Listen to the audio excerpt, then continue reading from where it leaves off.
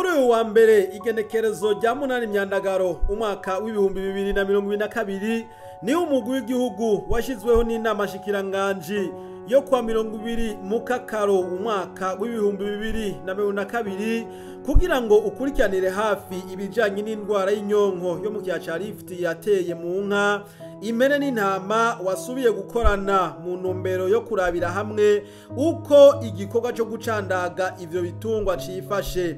Mbega none basanze vyifashe gute? Kurikirana umushikiranganji mu vyo ajejwe harimwo ubworozi. Twashimye gusubira guhura kugira ngo turabire hamwe aho tugejeje isemo igikorwa cyo gucandaga no kubaga kuvaho umugwi ujejwe gukurikiranira hagufi ibijanye n'iyo ngwara.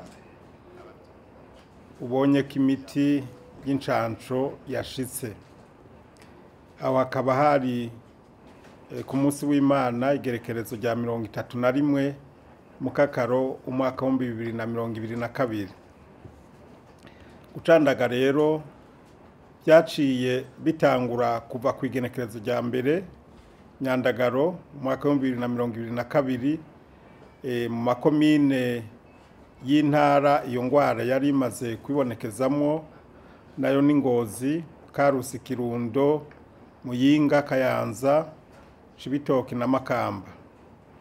Hakaba hamaze gushika uno munsi gucandagwa ibitungwa bigera ku bihumbi 43 amajana 961 kandi ibikorwa biriko bigenda neza naho hari ingorane yaho basanga aborozi batari mu mihana bivanye n'ababahenda ko incanco zifise ingaruka mbi, ariko bagenda baratahura babonye abazicandagishije atangorane ibitungwa byagize. Twovuga rero ko muri rusangi biriko bigenda neza kandi gucanca birabandanya. Kubaga naho byatanguye kwigenekerezo rya gatatu myandagaro umwaka w'ibihumbi 2022. Navyo nyene biriko bigenda neza muri rusangi. Mbere hakaba hamaze kubagwa ibitungwa bigera inka 1,161, impene 3,246, intama 113. Ariko rero kubera ko ibitungwa biba vyegeranijwe hamwe haribonekeje ikibazo kijanye no kubigaburira kuko bene kubigura bica bibatwara uburyo bwinshi.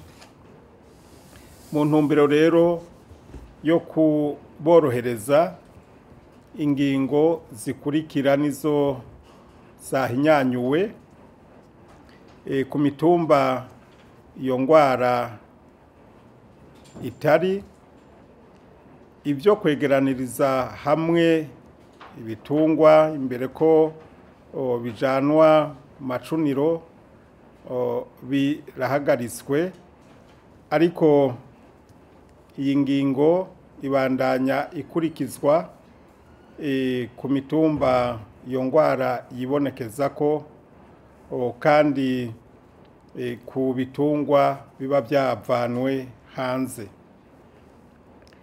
Mu guheraheza dusubiye gusaba ya makomite yo mu ntara no makomine yashigwaho kubandanya akora yunzurunani maze bafashe kugira ingingo zose zafashwe zubahirizwe maze ibyo bikorwa bibiri bibandanye biranguka neza.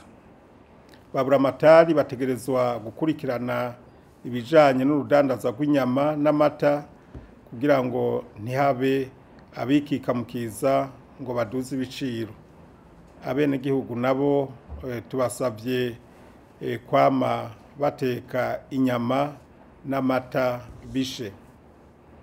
Tubasabye kandi na cane cane aborozi kuraba ko abo bahereranye ku mitumba ko bacandagisha ibitungwa vyabo, abahenda abandi babashengeze, kuko umwe acandagishije uwundi ntabikore ni kwa kubika umugera, bwaca kabiri tugasubira mu ihumbi. Tubasabye kandi no gucungera kugira ngo ntihabe ababagira ibitungwa mu kinyegero. Turahamagariye kandi abajejwe uburimyi n'ubworozi n'ibidukikije, abajejwe intwaro, abajejwe umutekano ko boguma baraba yuko rya tegeko ryo kororera mu mpongore riguma ryubahirizwa. Murakoze.